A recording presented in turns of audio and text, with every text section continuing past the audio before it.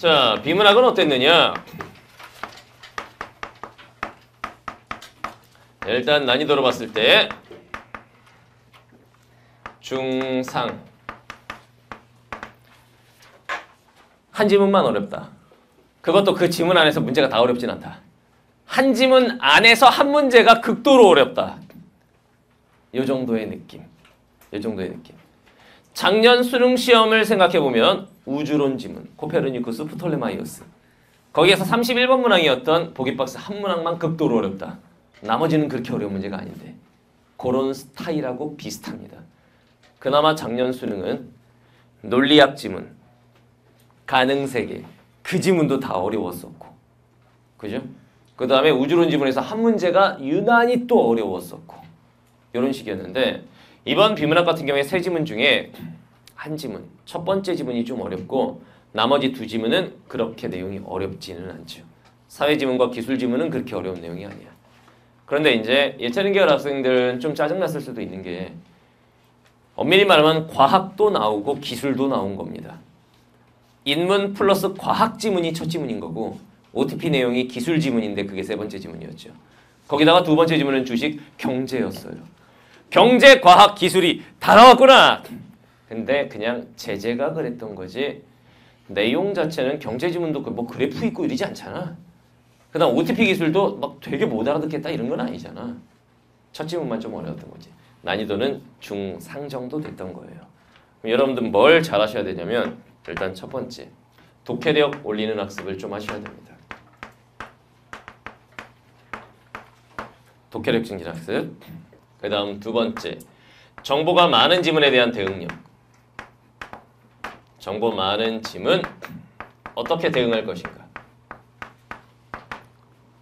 이런 연습 좀 하시고 그 다음 세 번째 경제, 과학, 기술만 나오면 난 돌아버리겠다. 그러면 이번 시험은 돌아버렸을 거야. 이거 대비 잘 하셔야 됩니다. 일단 전반적으로 모의고사 해설 강의에서 세부적인 모든 걸 말해줄 수는 없기 때문에 전반적으로는 그렇다. 알겠죠? 그 다음 지문별로 살펴보면서 세부적인 내용을 좀 얘기해 줄게요. 자, 16번에서 21번. 이 지문이 이번 교육청 모의고사의 킬러 지문입니다. 잘 봐.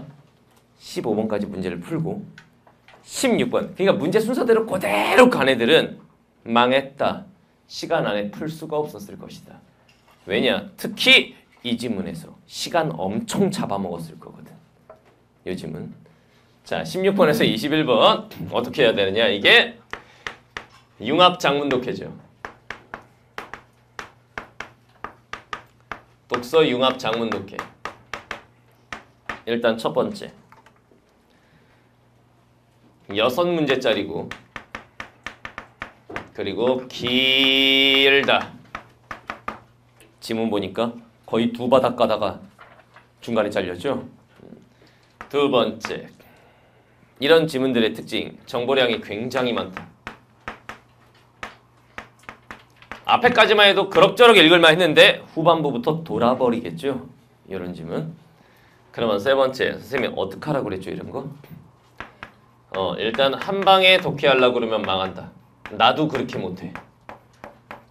한 번에 처음부터 끝까지 다 읽고 머릿속으로 축차 뭐 축차가 어쩌고 뭐 이게 다 기억날 수가 있느냐? 안 된다 그거. 안 된다.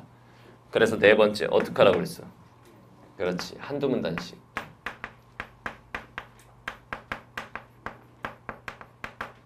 한두 문단씩 읽고 해당 문제 풀 수 있는 문제 다 건드리고 다니세요. 다시 말하면 지문을 끝까지 읽었을 때는 한 문제 또는 두 문제 빼고 다 풀려 있어야 돼.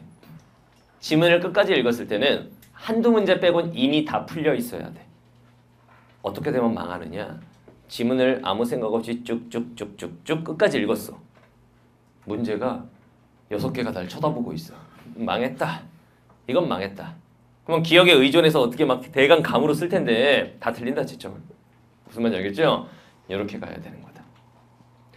그 다음에 이런 거 풀 때 또 주의할 점. 살릴 수 있는 애들부터 살린다.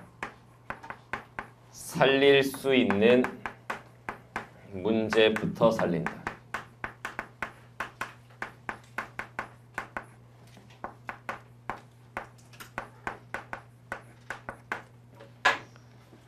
이 두 가지가 굉장히 중요한 얘기인 거지. 살릴 수 있는 문제부터 살린다. 이게 무슨 말이냐? 6개 문제가 나와 있으면 그 중에 고난도 문제가 하나는 들어가 있습니다. 그 문제를 도전을 해보되 안 되겠다 싶으면 그거에 집착하는 순간 그때부터 시험 말린다. 걔는 없다고 생각하세요. 나는 이 문제를 보지 못했다 라고 생각해요. 대신 나머지 살릴 수 있는 문제들을 살리세요. 그러면 그거 하나 틀려도 된다는 얘기야. 막말로. 작년 수능시험 봐봐. 31번 문제 잡고 늘어진 애들 다 망했단 말이야. 그냥 차라리 그 문제 없다고 생각하고 나머지 5개는 쉬웠거든.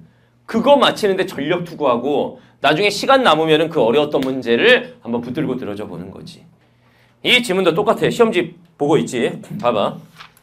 일단 문제 분석을 한번 해볼까요? 16번 윗글에 대한 설명. 서술에 대해서 묻고 있죠. 서술 방식. 이거 중간에 나오는 어려운 내용이 다 이해가 돼야 풀 수 있는 문제니? 그렇지가 않죠. 이건 살려야 되는 문제야, 죽여야 되는 문제야. 살려야 됩니다. 그 다음 17번 윗글을 통해 알 수 있는 사실이 아닌 것은 무슨 문제야? 내용일치 문제. 눈깔이 있으면 돼. 이 문제도 살려야 되는 문제가 되겠지. 자, 그 다음 18번 윗글과 보기를 관련지어 추리하시오. 추론 문제인데 추론이라고 하는 건 선생님이 변형일치 문제라고 그랬죠. 두 가지를 주목하면 되는데 첫 번째는 말 바꾸기죠. 두 번째는 정보 결합입니다. 선생님이 수업 시간에 독서 독해 기술에서 얘기했던 거 그대로지. 이런 내용이잖아 이게. 알겠죠? 요것만 주의하면 되는데 18번 문제도 결과적으로는 살려야 하는 문제죠. 그 다음에 19번 문제 별표 치세요. 이번 3월 모의고사의 오답률 1위 문제입니다. 애들이 가장 많이 틀렸습니다. 실제로 이 문제는 선생님도 해설 강의 준비하면서 한번 딱 보고 이거! 이렇게 됐던 문제는 아니야. 야, 이씨, 뭐라고 그러는 거야? 그러면서 좀 그 부분에 필요한 정보를 메모했던 문제입니다. 이거. 그렇죠? 보기를 참고하여 윗글을 이해하세요. 이 문제 같은 경우에 어떻게 하냐면 일단 지문 읽고 도전을 해봐. 정망? 경망? 경삭? 뭔 개소리야? 도저히 감이 안 온다. 일단 다른 문제부터 살렸어야 돼. 그죠? 뭐 20번 기억에서 미음에 대한 이해로 적절한 것은 기억에서 미음 이런 문제는 문맥 보라고 그랬죠? 문맥 확인하는 문제.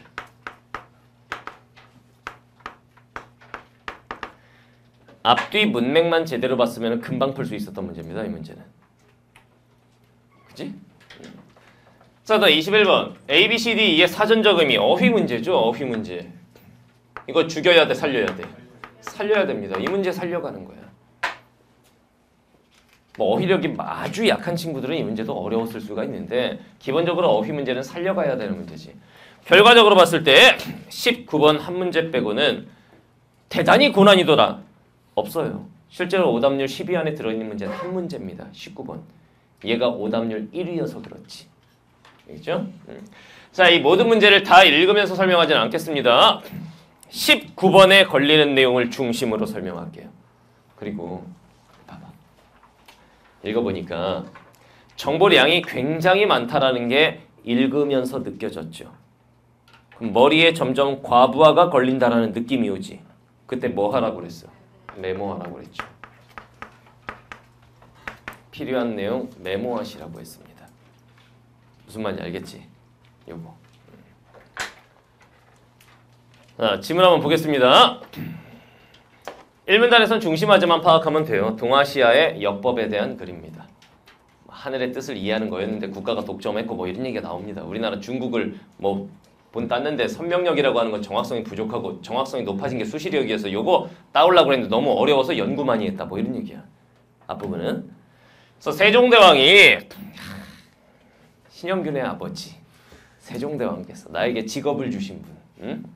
수시력에 대한 이해를 높이려고 애를 썼는데 그럼에도 불구하고 오차가 생겼다. 그래서 뭔가 이 오차를 극복할 수 있는 방법이 무엇일까를 계속 고민했다. 이런 내용이 나옵니다. 자, 그 고민 중에 하나가 뭐였냐면 한양을 기준으로 입성을 제작하려 했다라는 거. 입성은 뭐 이런 거였다. 이 문맥을 보시면 20번에 1번 한번 봐봐. 조선에서 일어나는 교식을 정확히 추구하기 위해 여기까진 맞아. 끊어. 선택집 끊어 읽기 잘하라고 그랬지. 여기까진 맞아. 그걸 위해서 수시력을 연구하는 방법. 어떻게 수시력을 연구할까? 이게 아닙니다. 우리나라 실정에 맞는 걸 찾으려고 노력한 거지. 안 되는 거야 이거.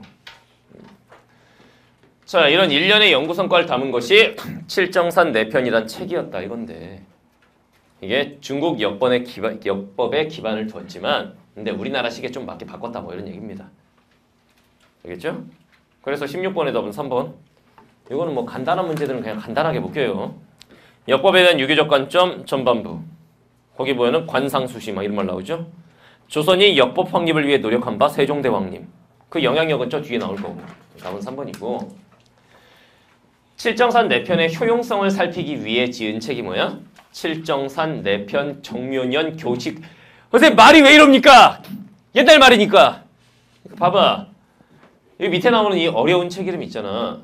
칠정산 내편에 대한 정묘년의 교식 가령이다. 이거 왜 편찬했느냐? 칠정산 내편이란 책을 냈는데 그거의 효용성을 살펴보려고 한 거야. 그러니까 18번은 여기서 답이 나오죠. 18번은 답이 2번이야. 세종 12년에 교식 추보의 오차 원인을 밝히기 위해 끊어. 이게 틀렸어. 칠정산 내편 정묘년 교식 가령을 편찬한 이유는 칠정산 내편의 효용성을 살펴보기 위해서야. 그러니까 이 문제도 거의 일치문제랑 다를 게 없습니다. 그죠? 이거. 우리는 19번에 주목해서 볼 거야. 그런데 또 오차가 발생해가지고 정비하다가 성과가 딱 나왔어요. 그게 교식 추보법 가령이다. 이거다. 그러면 두 가령이라고 하는 건 결국은 지금 두 개 나온 책 이름이라고 생각하면 돼. 가령. 어떤 애들은 가령. 예를 들어 이렇게 읽은 애들이 실제로 있어. 망하는 거야. 책 이름 두 개야. 교식 추보 원리가 똑같은데 계산식이 약간 달랐다. 그거에 대해서 밑에서 얘기해주마. 뭐 이런 얘기입니다. 알겠죠? 실제 이 지문의 핵심적인 내용은 다음 문단부터야. 다음 문단부터 복잡한 내용 나오는데 선생님 메모하는 거 보여줄게요. 선생님 메모를 시작하게 된 이유는 이렇게 됩니다. 그 이유는 19번으로 거슬러 올라가는데 19번을 한번 딱 풀었는데 안 풀리네! 이런 생각이 딱 들면서 일단 여러분들 보기 박스가 나오면 선생님이 수업 시간에 누누이 강조했던 거 뭘 찾아라? 그렇죠. 지문과의 교집합을 찾아라.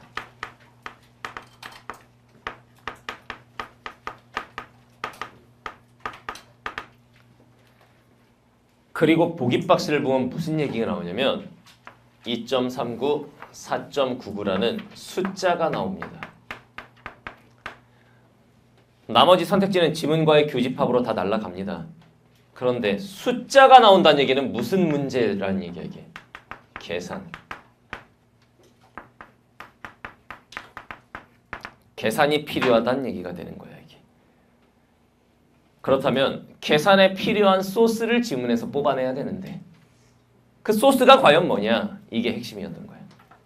알겠죠? 그래서 선생님이 메모를 하게 된 거야. 그 소스를 뽑아내기 위해서. 자, 한번 보겠습니다. 그 다음은 자세히 읽어볼게요. 지구는 태양과의 거리가 가장 가까운 근일점에서 오이씨! 이거 최근에 선생님하고 뭐 슈퍼문집을 하면서 봤던 내용이죠. 지구와 태양이 가장 가까울 때를 뭐라고 그런다? 근일점. 공전 속도가 빠르답니다. 태양에 지구가 가까이 붙어 있으면 공전하는 속도가 빠르다. 그러므로 북반구에서 관측한 태양은 우리나라가 북반구에 있잖아. 태양은 동지즈음에 가장 빠르게 운행하고 하지즈음에는 가장 느리게 운행한다. 이 얘기는 행간에 숨은 얘기가 있는 거지. 동지즈음에 지구와 태양의 거리가 가장 가깝다는 얘기입니다. 하지쯤에 가장 멀다는 얘기가 되는 거지. 그 말이 숨어 있는 거지 지금. 알겠죠?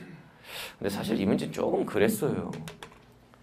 20번에 2번 보면 낮의 길이와 공전 속도가 비례한다. 동지가 가장 빠르다고 그랬지. 동지가 속도가 가장 빠르대. 동지가 뭐냐?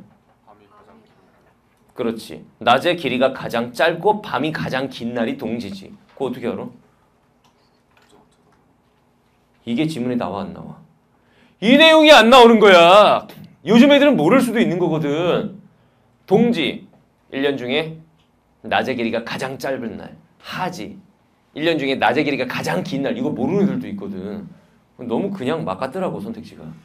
그건 좀 문제가 있다고 보여요. 동지란 뭐 하루 중에 1년 중에 낮의 길이가 가장 짧은 날을 말하고 또는 밤의 길이가 가장 긴 날을 말하고 이렇게라도 말해주면 애들이 추론을 해서 밤이 가장 길어? 낮이 짧겠네? 뭐 이렇게라도 할 텐데 그거에 대한 설명이 좀 없이 그냥 태양과의 거리 얘기로 퉁쳐버렸어요. 이건 좀 문제가 있다. 이게 수능이었다라면 말 나올 법한 그런 선택지라고 할 수 있지. 동지화지가 뭔지 알아야 되니까. 그죠? 20번에 2번은 어쨌든 안 되는 건 맞지. 동지가 가장 빠른데 동지는 낮의 길이가 짧으니까. 그럼 낮의 길이와 공전 속도가 비례한다는 게 무슨 말이야? 낮의 길이가 길수록 속도도 빠르다. 이런 얘기가 돼야 되는데 동지는 낮의 길이가 짧은데 속도가 빠르니까 이건 비례라고 할 수 없는 거잖아. 무슨 말인지 알겠죠? 뭐 이런 얘기가 되고. 그래서 칠정산 내편이란 책은 근일점과 동지가 일치한다고 보았다. 왜? 근일점, 속도가 가장 빨라. 동지, 속도가 가장 빨라. 그러니까 동지가 근일점이야. 이렇게 봤다는 얘기야. 알겠죠? 즉 동지와 하지에서 태양의 실제 위치가 평균 속도로 운행한 태양의 위치와 일치한다고 설정한 거야. 이게 도대체 뭔 소리냐? 동지 그리고 하지를 일종의 기준점으로 삼았다는 얘기야. 태양의 실제 위치와 평균 속도로 운행한 태양의 위치가 일치한다. 자, 평균 속도를 가정을 한 거야. 태양은 우리가 보니까 이 속도로 움직이는 것 같은데 이 속도로 계속 움직였다면 동지쯤에 여기에 있겠지? 이 얘기거든, 그러니까. 근데 실제는 이 속도로 움직여주지 않을 수도 있는 거잖아. 무슨 말인지 알겠죠? 그래서 실제 위치와 평균 속도로 운행한 위치를 구별해서 얘기하고 있습니다. 이 지점 잘 봤어야 되고 그리고 여기부터 시작이야. 동지부터 동지에서 하지 사이. 이걸 뭐라고 그런다? 0. 하지에서 동지까지 뭐라고 그런다? 축. 이제 메모가 시작되는 거야. 너무 골 때리는 내용이 나와. 그러면 0축차는 뭐냐? 0하고 축의 뭐겠어? 차이겠지. 태양의 실제 위치에서 뭘 뺀 거다? 평균 위치를 뺀 값이다. 뺀 값이다. 뺀 값이다. 빼기와 관련된 계산 문제일 수도 있는 거야. 그래서 메모를 해야 되는 거야.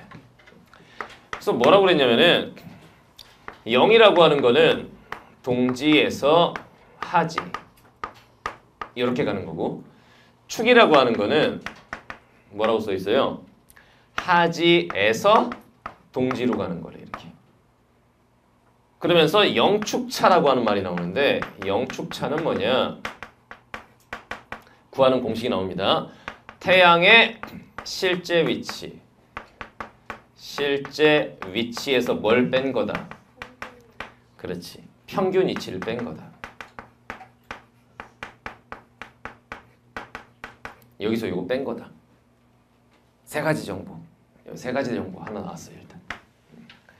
그러므로 그러니까 머릿속으로 생각하는 것보다 메모하는 게 차라리 더 빠르다는 얘기입니다. 그러므로 0에서의 값인 0차. 0에서의 값을 뭐라고 그런다?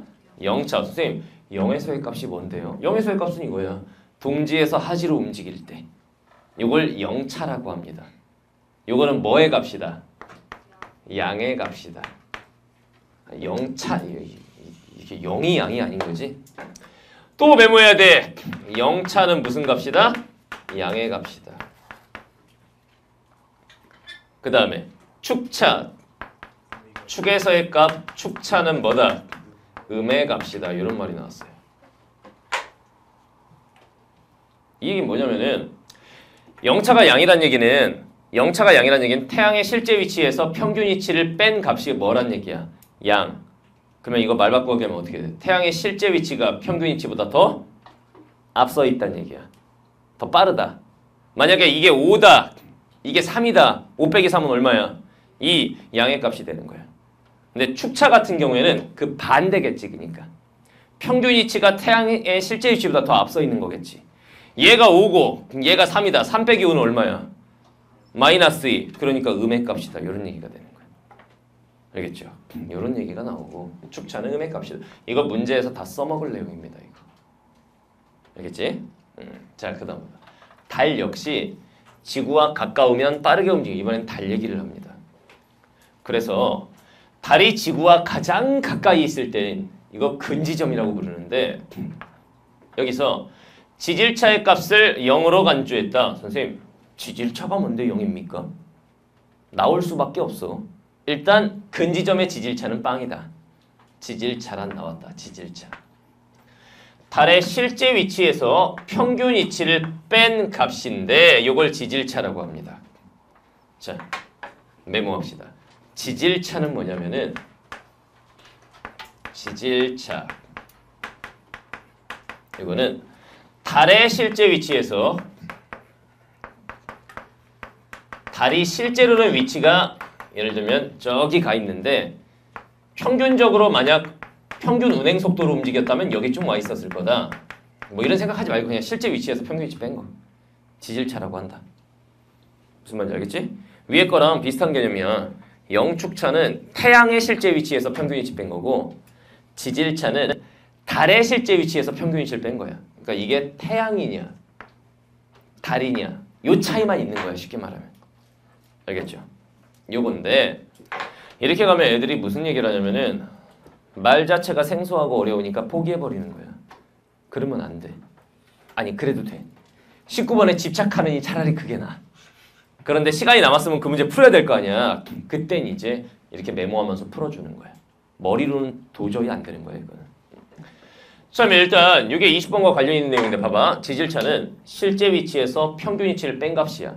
근데 근지점에서 지질차의 값은 빵이래. 그러면 실제 위치와 평균 위치가 어떤 거야? 똑같으니까 이거에서 이거 빼면 빵이 되겠죠. 5 빼기 5는 빵일 거 아니야. 실제 위치와 평균 위치는 같다. 앞뒤 문맥만 봤으면 20번에 3번은 쉽게 맞출 수 있습니다. 근지점에서 지질차가 빵이니까 실제 위치와 평균 위치가 일치한다. 똑같다. 그러니까 두 개 빼면은 빵이지. 이 얘기입니다. 이건 어렵지 않죠. 답이 3번이었습니다. 잘 봐. 근지점부터 달이 지구와 멀리 떨어져 있는 건 뭐라고 부른다? 원지점. 근지점에서 원지점까지는 근지점부터 원지점까지는 달의 실제 위치가 평균 위치보다 앞선다. 대답해보세요. 그러면 그 값은 양일까 음일까? 양이겠죠. 실제 위치 빼기 평균 위치는 양의 값을 갖겠지. 즉 지질차는 양이 되는 거야. 알아들었나요? 자, 다시 한번 봐봐. 이거 보세요. 지질차는 실제 위치에서 평균 위치를 뺀 건데 또 메모를 해줄게. 달이 근지점에서 원지점으로 이렇게 움직일 때는 달의 실제 위치가 평균 위치보다 앞선다. 더 앞에 있다. 크다. 실제 위치는 10이고 평균 위치는 8이다. 그럼 지질차 어떻게 구해? 실제 위치 10 빼기 평균 위치 8. 10 빼기 8은 얼마야? 2. 그러면 양의 값을 갖겠지 이건. 알겠죠? 그리고 원지점부터 근지점까지는 그 반대이다. 이거 메모해요. 원지점부터 근지점으로 이동할 때는 달이 일 때는 이게 반대다. 그럼 대답해 보세요. 그러면 실제보다 평균이 더 크면은 지질차 실제 위치에서 평균 위치를 빼면 양일까 음일까? 음이 되는 거야. 이런 얘기. 알겠죠? 달의 실제 위치가 평균 위치보다 앞서 있으면 자 일로 와요. 실제 위치가 평균 위치보다 앞서 있다는 얘기는 근지점에서 원지점으로 움직인다는 얘기지. 이때는 뭐라고 그랬어? 뭐라고 부른다? 질차라고 부른다. 그 반대는 뭐라고 부른다? 지차라고 부른다. 여기서 핵심은 질차는 실제 위치가 평균 위치보다 앞서 있기 때문에 실제에서 평균을 빼면 양이다 음이다? 양이다. 핵심은 이거야. 질차는 양이다야. 이렇게 가는 거야. 그 다음 지차는 실제 위치에서 평균 위치를 빼면 어떻게 되겠니? 음이 되겠지. 지차는 음이다. 이 두 가지가 문제 풀 때 핵심 역할을 합니다. 무슨 말인지 알겠죠? 이런 얘기예요. 선생님, 영축차, 영차, 축차, 지질차, 지차, 질차 이게 뭔 소리입니까? 두 개 합친 말이 지질차고 두 개 합친 말이 영축차인 거야. 그러니까 알겠죠? 이런 얘기다. 자, 그 다음 볼게요. 다음 문단까지만 보겠습니다. 달이 태양과 지구 봐봐. 태양, 지구 사이에 달이 있어. 그럼 지구 입장에서 볼 때 달이 뭘 가려? 태양을 가립니다. 이걸 뭐라고 한다? 삭. 지구가 태양과 달 사이에 있어. 지구가 태양과 달 사이에 있으면은 태양빛이 오는데 지구가 뭘 가려? 달을 가립니다. 이걸 망이라고 합니다. 삭과 망. 알겠죠? 정삭하고 정망이 뭐냐면 삭이라는 말과 망이라는 말이 들어가죠. 지구와 달이 태양과 정확히 일직선에 딱 놓이는 거. 요거를 정삭, 정망이라고 한대요. 알겠지? 태양, 지구, 달이 일직선상에 딱 있을 때 정삭, 정망. 칠정산 내편 정면형 교식 가령과 교식 추보식 가령 모두 두 개의 가령 모두 정삭, 정망은 태양과 달의 평균 위치로 계산된 경삭과 경망의 이게 뭔 소리입니까? 그러니까 정삭과 정망은 정확히 딱 일치할 때 그 시간을 말하는 건데 이 시간을 어떻게 구하느냐? 어림잡아 구한다 이건데 그 어림잡아가 뭐냐면 태양과 달의 평균 위치, 평균적인 속도로 움직였다고 봤을 때 지금 시점이면 여기쯤 와 있겠다. 이 평균 위치로 계산된 경삭과 경망에 실제 태양과 달의 빠르고 느린 정도를 가하거나 감하여 구했다.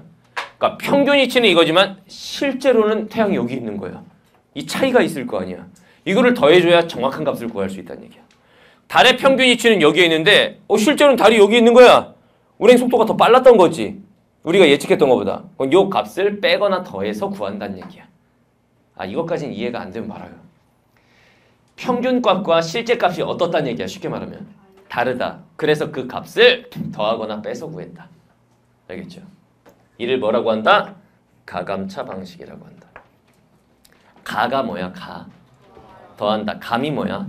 뺀다. 더하고 빼는 방식이야. 쉽게 말하면 그 생각만 하면 돼. 가감차 값 괄호쳐봐요. 19번의 핵심적인 역할을 하죠. 영축차에서 지질차를 뺀 값을 속도한 값으로 나누어 구했다. 이게 이제 핵심적인 역할을 합니다. 이거 별표 쳐봐요. 그래서 뭐라고 써있냐면은 이거 메모 한번 해볼게요. 가감차 값이라는 어려운 말이 나왔는데 가감차 값 구하는 공식이 나왔습니다. 분명히 써먹게 될 거야. 계산 문제에서. 가감차 값은 어떻게 하는 거냐면은 영축차에서 뭘 뺀대요? 지질차.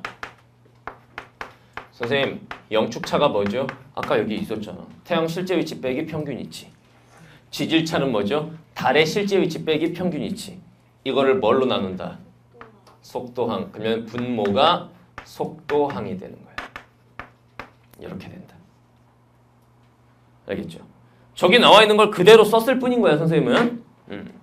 즉, 가감차 값이 양일 때에는 가감차 값이 이 구해봤을 때 이 값이 양이면 그 값을 경삭, 경망에 더하는 가차로 삼았고 양이니까 더하는 거야. 알겠죠? 이 값이 양일 때에는 더하는 가차로 삼았고 더하는 걸 뭐라고 한다? 자, 따라보세요. 가감차 값 이걸 구했을 때 이 값이 양일 때에는 뭘로 삼는다? 가차. 가차가 뭐라고? 가. 더한다. 자, 또 질문 봅시다. 저 값이 음일 때에는 그 값을 경망에서 빼는 감차로 삼았다. 일로 와봐요. 이 값이 음일 경우에는 뭘로 삼았다? 감차. 빼버리는 거다. 무슨 말인지 알겠죠? 앞에서 언급한 두 개의 가령 모두 그 두 책 모두 영축차에서 지질차를 뺀 값에는 거의 차이가 없다. 자, 일로 따라와봐요. 영축차에서 지질차를 뺀 값에는 별 차이가 있다 없다? 차이가 없다. 그러면 어디에 차이가 있는 걸까? 그렇지. 분모인 속도항의 차이가 있다는 얘기를 하고 싶은 거겠지. 알겠죠? 분자는 차이가 없는데 분모의 차이가 있다. 자, 잘 봐. 하지만 칠정산 내편 정면형 교식 가령 이름 기내라고 합시다. 이름 기내는 속도항, 즉 분모를 말하는 거지. 이 값으로 달의 이동 속도를 활용했지만 교식 추보식 가령은 달의 이동 속도에서 태양의 이동 속도를 뺀 값을 활용했다. 결국 뭐가 달랐다? 속도항이 달랐다. 속도항이. 이 속도항이 달랐는데 이 속도항을 어떻게 봤냐면은 칠정산 교식 정면 뭐 거기서는 어떻게 했대? 속도항 값으로 뭘 썼대? 달의 이동 속도. 대답해봐요. 달의 이동 속도는 양의 값이겠냐? 음의 값이겠냐? 음의 값으로 움직일 수가 있냐? 빠꾸 아니야? 그럴 순 없잖아. 양의 값이겠지. 그렇지만 또 하나 이름이 뭐야? 책 이름이 교식 추보식은 소설에 나오는 거고 추보법 가령은 어떻게 했대? 이건 달의 이동 속도에서 뭘 뺐다? 태양의 이동 속도를 뺐다. 그러면은 잘 봐요. 여기 보고 대답해봐. 달의 이동 속도가 태양의 이동 속도보다 더 빠르면 이 값은 뭐가 될까? 양이 되겠지. 얘가 더 빠르면 뭐가 될까? 음이 되겠지. 그래서 이제 그 뒤에 이런 얘기가 나와. 이는 태양이 달에 비해 속도가 어떻다? 느리다. 그럼 달의 이동 속도에서 태양의 이동 속도를 빼면 양이야 음이야? 양일 수밖에 없죠. 달의 이동 속도 빼기 태양의 이동 속도인데 태양이 느리대. 달이 더 빨라. 이동 속도가 빨라서 더 앞서간단 말이야. 그러면 그 뺀 값은 뭐가 될 수밖에 없다? 양이 될 수밖에 없다. 이런 얘기입니다. 되죠? 이걸로 이제 몇 번을 푸셔야 되냐면 19번을 푸셔야 되는 겁니다. 17번은 따로 설명 안 합니다. 답은 1번입니다. 천자를 부정했단 말은 알 수가 없어요. 안 나옵니다. 16, 17, 18번, 20번, 21번 어휘 문제도 예리한 관찰력으로 꿰뚫어보는 건 통달하다가 아니야. 통찰력, 통찰이죠. 그 정도는 어휘력인 거고. 자, 19번 봐봐. 자, 이제 볼 거야, 19번을. 볼 거야, 19번을. 자, 봐봐. 일단은 뭘 찾아라? 지문과의 교집합을 찾아라. 선생님, 정묘년, 책 이름에 정묘, 교집합. 죽여버릴 거야. 그 얘기가 아니야. 정묘년 8월은 하지를 지나 동지로 가는 시점으로 이거 자 메모한 거 봅시다. 하지에서 동지로 가는 거 찾아봐. 어디 있냐? 하지에서 동지로 이거 뭐야? 축입니다. 축. 지문에 따르면 이건 축이에요. 그러면 영차를 쓰겠어? 축차를 쓰겠어? 축차를 씁니다. 축차는 메모 봐봐. 양의 값이야? 음의 값이야? 음의 값입니다. 요게 지문과의 교집합이야. 그리고 경삭이라는 게 일어날 때 달은 원지점에서 근지점으로 이동하고 있었다. 중요 정보죠. 교집합. 원지점에서 근지점으로 어디 있어? 원지점에서 근지점으로 여기 있다. 실제가 평균보다 작다. 그래서 지차라고 하고 지차는 뭐다? 음이다. 그러면 여기서 이제 지문과의 교집합은 지차입니다. 지차는 무슨 값이다? 음의 값이다. 알겠죠? 칠정산 내편 정묘년 교식 가령과 교식 추보법 가령의 추보법에 의하면 이게 지문에 나왔던 얘기지.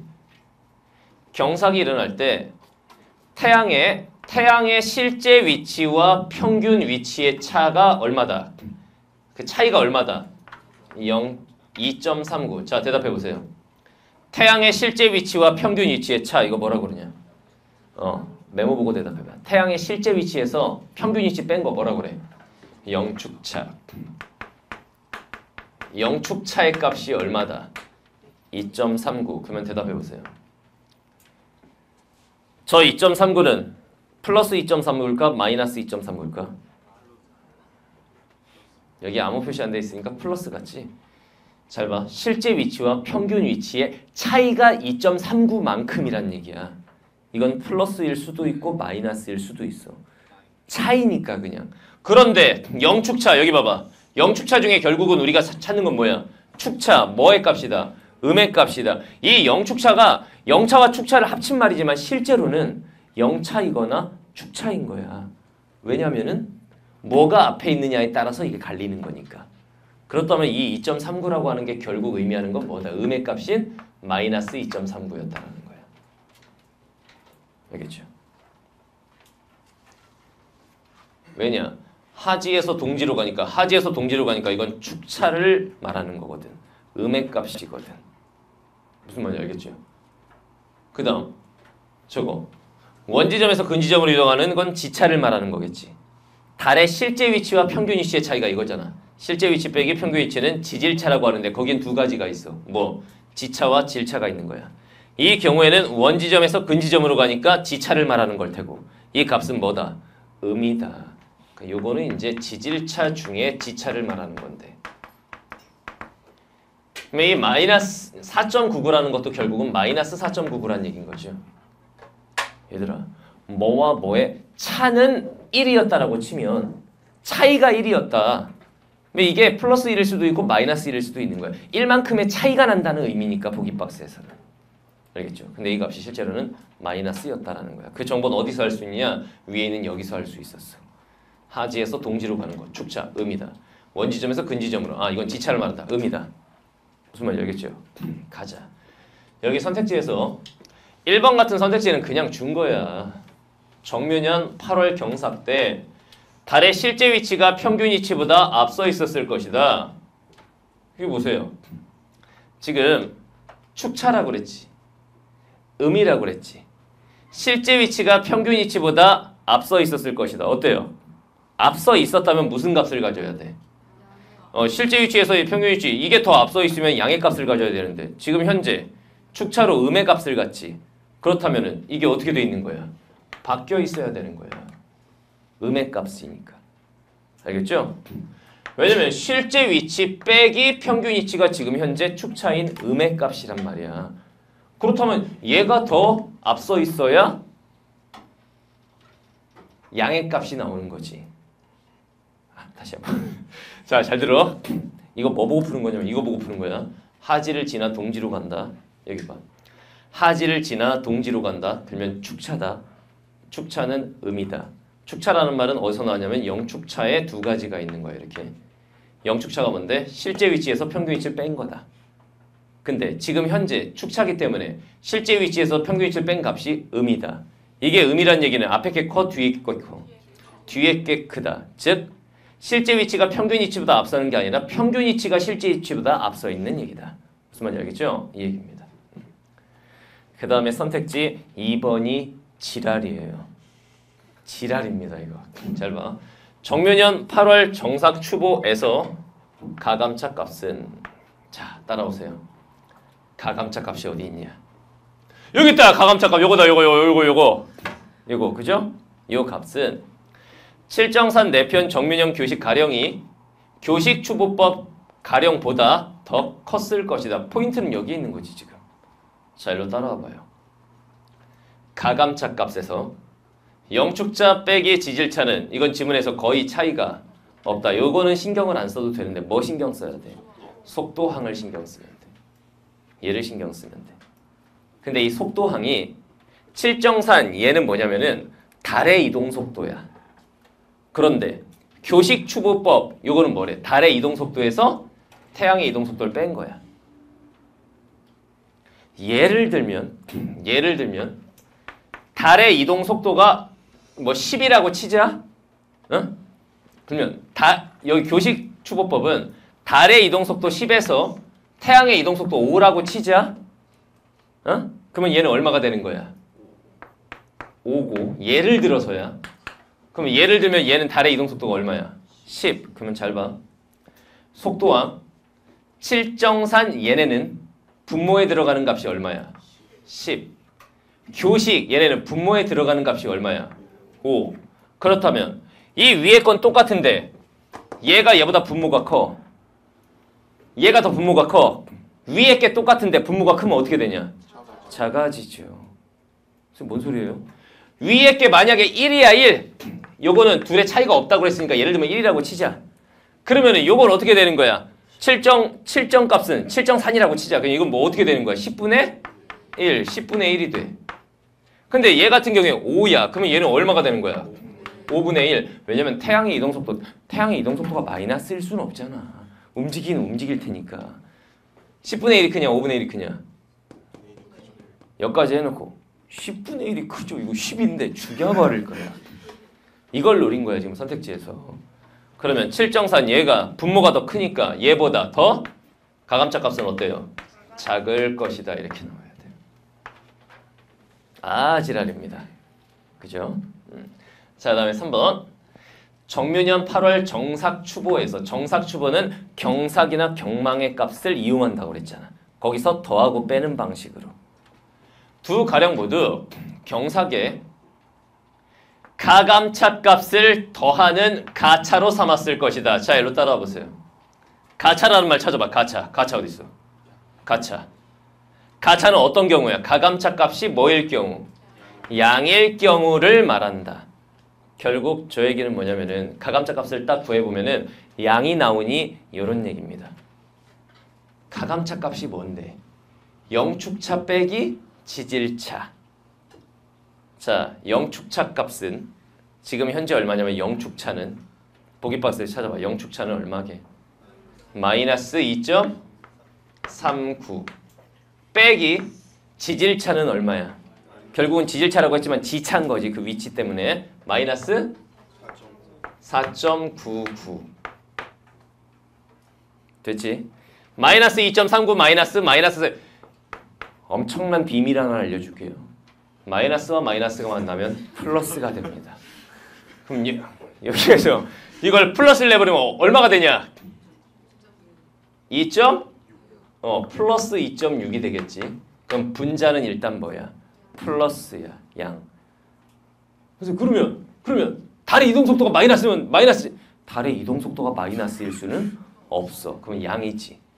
그래서 이 경우는요. 7.4는 양이라고 쳐도 교식은 달의 이동 속도에서 태양 이동 속도 빼면은 마이너스 될 수도 있잖아요. 그래서 지문의 미음 부분에서 뭐라고 그랬냐면 태양이 달보다 더 느리게 이동한다는 말이 있지. 그러면 달의 이동 속도에서 태양의 이동 속도 얘가 더 느리니까 여기에서 요거 빼면 무조건 무슨 값이야? 양의 값이야. 그럼 결과적으로 가감차 값은 정확히 어떻게 뭐 구할 필요도 없이 무슨 값이 나오게 돼? 양의 값이 나오게 돼. 양의 값이 나오면 뭘로 삼는다? 가차. 그래서 답은 3번이야. 이거는 둘 중에 하나입니다. 문제 낸 사람이 미쳤거나 천재거나 둘 중에 하나예요. 이걸 머릿속으로 다 구상해가지고 이 지문을 만들고 문제를 만들었다는 건 나 그 사람 영입하고 싶어. 이 정도의 생각을 해낼 수 있다는 건 진짜 머리가 비상한 사람입니다. 물론 혼자 만든 게 아니라 여러 명의 협의를 거쳐서 만들었겠지만 이 문제를. 너네가 봐도 진짜 머리 좋은 거지. 이거는. 진짜 머리 좋은 사람이야. 답은 3번이야. 4, 5번은 얘는 답이 아니다 라고 그냥 써있는 선택지야. 4번 정묘년 8월 정삭추보에서 일단 이제 좀 국어영역 잘 하기 싫어하는 친구들은 이런 말 자체를 싫어해 그냥. 선생님 내가 이런 걸 왜 해야 되죠? 막 이러는데 그냥 써있는 그대로를 봐. 두 가령 모두 가감차 계산에 영차를 사용했을 것이다. 왜 영차를 사용했을까? 아니죠. 가감차 계산에 사용한 건 영차가 아니라 뭐예요? 축차죠. 왜 축차죠 지금? 하지에서 동지로 가기 때문에. 그건 지문에 그냥 써있는 거지. 영차가 아니라 축차입니다. 그러니까 가감차 계산이 영축차 마이너스 지질차인데 영축차라고 하는 건 영차와 축차를 합친 말이야. 영차를 쓸 수도 있고 축차를 쓸 수도 있어. 그거는 양의 값이냐 음의 값이냐 즉 동지에서 하지로 가냐 하지에서 동지로 가냐 그거에 따라 다른 거야. 알겠죠? 이 말 자체가 싫은 애들이지. 동지에서 하지로요? 그럼 예를 들면 한 12월에서 한 6월까지를 말하는 거고 하지에서 동지로는 예를 들면 한 6월에서 한 12월까지 움직이는 거야. 그러니까 태양이. 무슨 말인지 알겠죠? 이거. 같은 말 아닙니까? 야, 1월에서 6월, 7월에서 12월 이게 같은 말이냐? 이건 안 되잖아. 응? 자, 다음 5번 봐. 정묘년 8월 정삭 때 지구가 태양과 달 사이에 있었을 것이다. 얘들아, 지구가 태양과 달 사이에 있는 거 지문에서 뭐라고 그랬죠? 다시 찾아봐. 지구가 태양과 달 사이에 있는 거 그거 뭐라고 부른다고 그랬어? 망. 그러면 정삭이라고 부르면 안 돼. 이게 맞으려면 정망이라고 불러야 이게 맞는 거야. 그래서 답이 3번이에요. 알겠습니까? 결과적으로 보면 일로 보세요. 이 19번 한 문제를 풀기 위해서 필요했던 메모가 이거였던 겁니다. 보통 메모가 필요한 문제라고 하더라도 한 요 정도 메모하면은 나온다거나 이렇게 돼야 되는데 필요한 정보를 다 메모하면 이렇게 돼버립니다. 물론 결과적으로 필요한 말은 요거였던 거야. 결과적으로 필요한 말은 요거. 근데 여기까지 가기 위해서 얘네들의 내용을 거쳐야 했던 거야. 무슨 말인지 알겠죠? 이 메모한 내용을 바탕으로 다시 한번 잘 보시면 될 거예요. 핵심적인 내용은 영축차는 영차와 축차인데 양의 값일 때는 뭐, 음의 값일 때는 뭐 이런 거다. 지질차는 지차 플러스 질차인데 양일 때는 뭐, 음일 때는 뭐 요거다. 그래서 이 가감차 값은 영축차에서 지질차를 빼는 거다. 태양 움직이는 거에서 달 움직이는 걸 빼는 거다. 그 값이 양이냐 음이냐에 따라서 가차냐 감차냐 뭐 이렇게 된다. 뭐 이런 얘기야. 알겠죠? 넘기세요. 지긋지긋했죠? 나머지 지문들은 좀 간단하게 보겠습니다. 자, 22에서 26번. 얘는 이제 뭐 경제 지문 치고는 어렵지 않은 내용. 주식회사에 대한 내용입니다. 여러분이 파악했어야 되는 건 이런 거예요. 주식회사, 자본금, 주식, 유한치금. 자본금은 뭐고, 주식은 뭐고, 유한치금은 이런 거다. 그 중에서 포인트가 됐던 건 자본금의 의미입니다. 자본금. 거기에 생소한 용어가 많이 나오거든. 여기만 한번 같이 읽어볼게요. 여기 봐봐. 자본금이 뭐냐면은 회사 설립할 때 기초가 되는 건데 주식을 발행해갖고 자본금을 조성하는 거야. 알겠죠? 최저 자본금에 대한 제한은 없습니다. 자본금 10,000원이어도 된다는 얘기야. 그래도 회사 차릴 수 있다는 얘기야. 근데 대신에 수권 주식 총수라는 말이 나와요. 자본금의 최대 한도는 표시하도록 하게 돼 있어. 최소는 없다. 회사 설립할 때. 근데 최대 한도는 있다. 이게 뭐냐면은 회사가 발행할 주식의 총수야. 내가 100주 발행할 거다. 10,000주 발행할 거다. 뭐 이런 거. 알겠죠? 주식회사 설립할 때는 수권 주식 총수 중에 일부의 주식만 발행해도 돼요. 내가 원래 생각은 10,000주, 수권 주식 총수는 10,000주. 근데 몇 개만 해도 돼. 100개만 해도 돼. 일부만 해도 돼. 대신 그 발행한 주식은 누군가가 다 인수를 해야 되는 거야. 남는 게 있으면 안 돼. 알겠죠? 누군가 인수한다는 게 뭐냐? 출자자, 자금 출자하는 사람이 그거 다 사는 거다. 이런 질문 읽기 어려워하는 사람들은 출자? 그게 뭔데? 결국은 어휘력의 부족. 알겠죠? 회사가 발행하는 주식을 출자자가 인수했어. 해당 금액을 냈어. 그러면 그 금액의 합이 주식회사의 자본금이 되는 거다. 결국 이 자본금은 수권 주식 총수를 말하는 게 아니라 발행된 주식의 합을 말하는 거지. 발행된 주식. 실제로는 10,000주 생각했지만 회사 설립할 때는 5,000주만 한 거야. 그거의 값이야. 그게 이제 23번과 관련이 있는 얘기지. 만약에 회사가 수권 주식 총수 가운데 아직 발행하지 않은 주식 10,000주 생각했는데 5,000주만 회사 설립할 때 발행했어. 5,000주는 나중에 발행하면 돼. 이때는 이사회의 결의를 거치면 된다. 뭐 이런 얘기가 나옵니다. 여기가 핵심이야. 자, 22번 문제. 단순한 내용 일치 문제는 여러분들이 한번 해보세요. 4번이죠. 채무 이행은 현재 보유하고 있는 재산에 따라서라고 나오죠. 답은 4번이고. 그게 어디 나와요? 하나, 그것까지 찾아줘야 돼. 네 번째 문단 끝에 나와요. 주식회사에서는 회사가 현재 보유하는 재산만이 채권자를 위한 유일한 담보다. 그러니까 채권자를 위한 유일한 몫이다. 이런 얘기야 쉽게 말하면. 그러니까 4번 수권 자본금의 한도까지가 아니라 현재 보유하고 있는 재산. 알겠죠? 이렇게 되는 거고. 그 다음 23번이 오답률 4위 문제입니다. 오답률 4위 문제 치고는 뭐 그렇게 어렵지 않은. 자, 이 말 잘 봐. 지문과에 뭘 찾아라? 교집합. 주식의 총수는 얼마다? 10,000주다. 회사가 발행하는 주식 한 주의 금액은 얼마다? 5,000원. 5,000원 곱하기 10,000 해봐. 1,000만 원. 왜 이렇게 오래 걸려? 5천만 원 임마. 5천만 원. 당 회사는 설립 시에 5,000주의 주식만 발행한다. 뭐 얼마치만 발행하는 거야?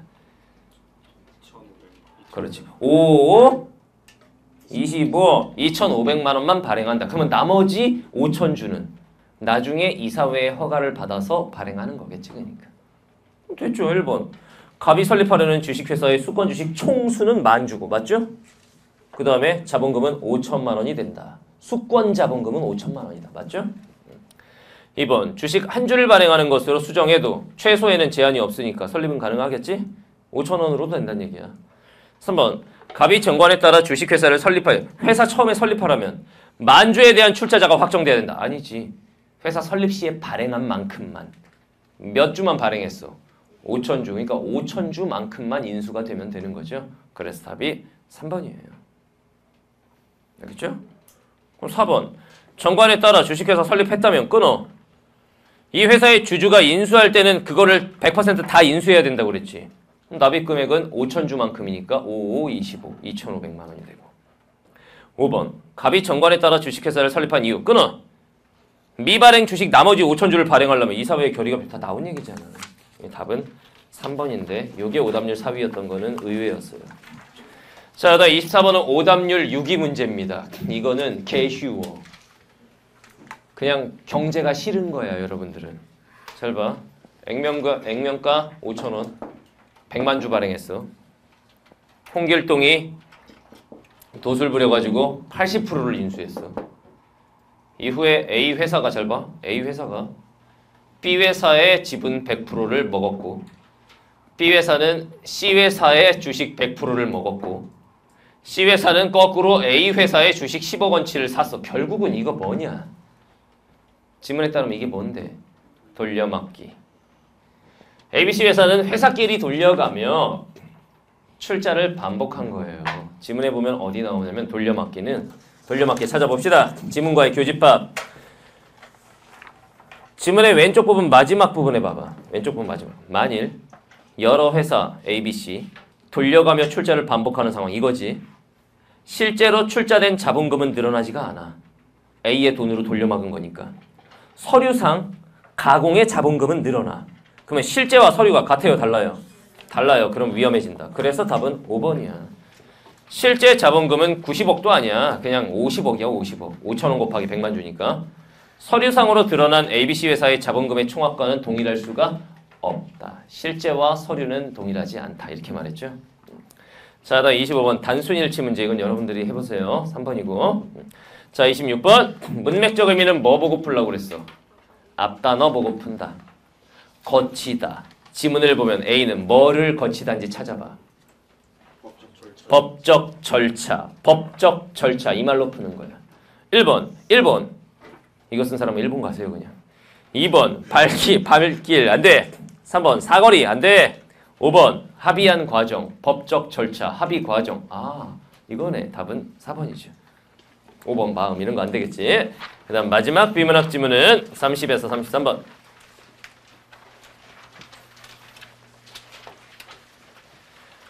자, OTP 기술인데 OTP라고 해서 부모님 갖고 계신 분들 있을 거예요. 기계 같은 게 이렇게 있는데 모든 은행에서 우리나라 거의 다 주는 것 같은데 딱 누르면 거기 6자리 비밀번호가 딱 떠. 그거를 이제 인터넷 뱅킹 할 때 입력하면은 이제 승인하는 거야. 근데 그 번호가 누를 때마다 어때? 계속 바뀌어요. 뭐 이거 OTP입니다. 본 적 있어요, OTP? 있어? 너 있어? 넌 없죠. 난 있어요. 이 OTP인데 잘 봐.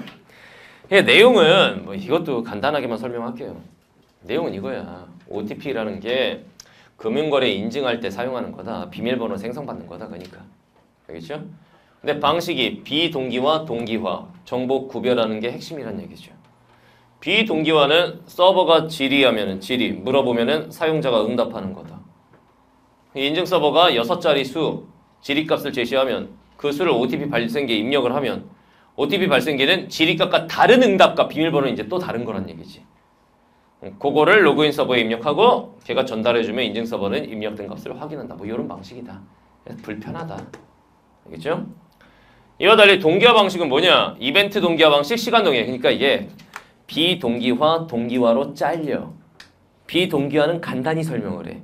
그 다음 동기화를 둘로 또 잘라. 이걸 자세히 설명하는 거야.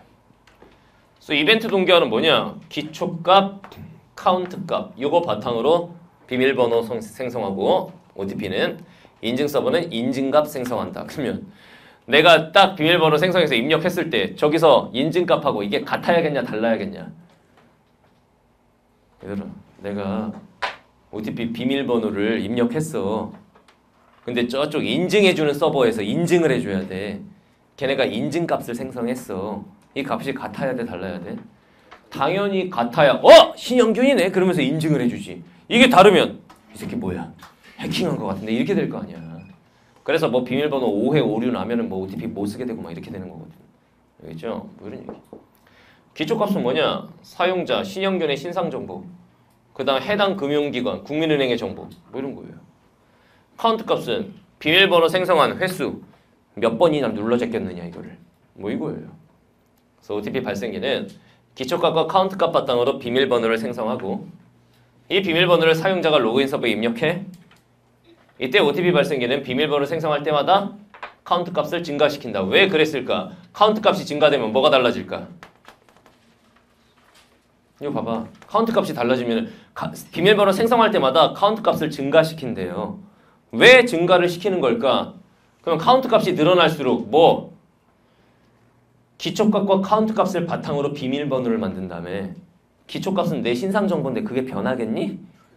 다시 태어나? 그럴 순 없지. 그러면 이 카운트 값이 변하면 이제 뭐가 바뀌게 되는 거야? 비밀번호. 비밀번호가 자꾸 바뀌어줘야 보안이 잘 되는 거 아니야. 그래서 32번의 답은 1번인 거야. 비밀번호가 바뀌게 하려고. 그래야 보안에 유리하니까. 알겠죠?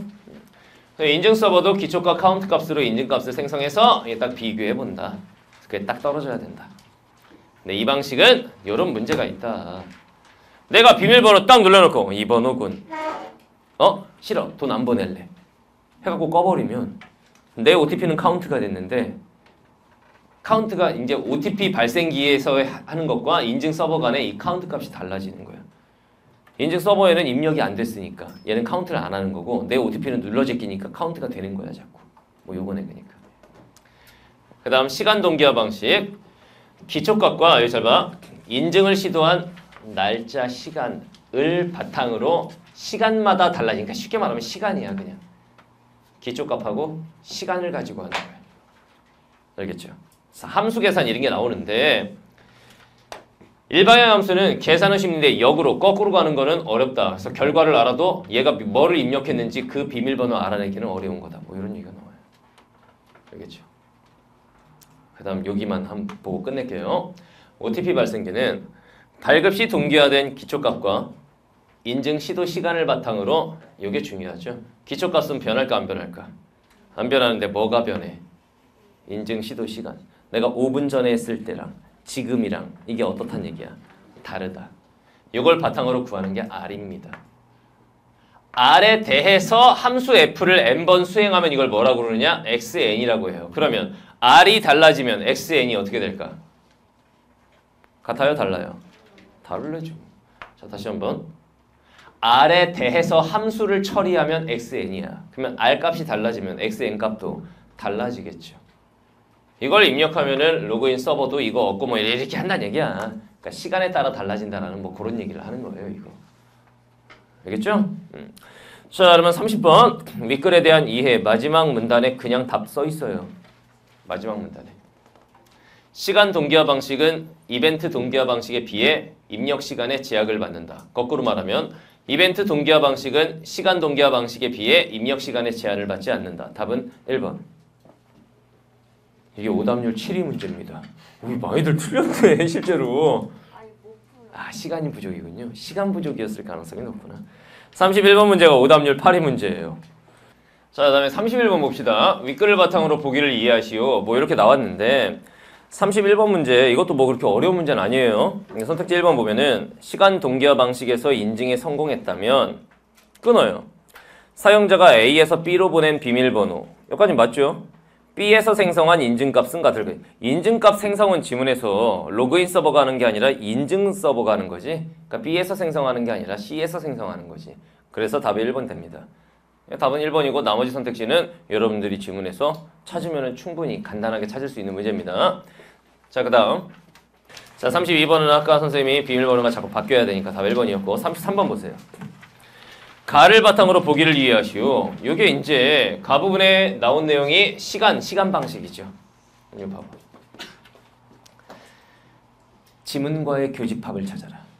사용자 A, B는 각자의 OTP 발생기를 통해 2019년 3월 7일 오전 10시 인증 시도했고 오전 10시 30분 시간이 어떻게 됐어? 달라졌죠. 이 문제에서 함정판 건 이겁니다.